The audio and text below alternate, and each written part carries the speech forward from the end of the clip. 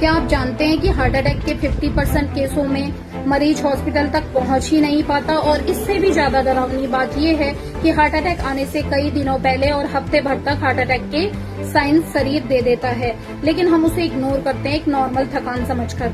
तो एक फार्मासिस्ट होने के नाते मैं आपको बताना चाहती हूँ कि हार्ट अटैक तब आता है जब हमारे हार्ट में खून और ऑक्सीजन नहीं पहुंच पाता और कोरोनरी आर्टरी ब्लॉक हो जाती है। तो कोरोनरी आर्टरी ब्लॉक होने के कई कारण हैं, जिसमें से 3 मेन कारण हैं।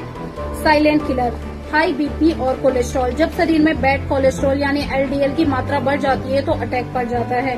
सेकंड नंबर पे स्ट्रेस और अधूरी नींद। आजकल के भागदौड़ के टाइम में हर किसी की नींद पूरी नहीं हो रही और स्ट्रेस बहुत ज्यादा है, जिससे कोर्टिसोल हार्मोन्स बढ़ता है, जिससे अटैक पड़ जाता है। और थर्ड नंबर पे बैड लाइफ स्टाइल, धूम्रपान और शराब के सेवन से भी अटैक पड़ता है। Thank you.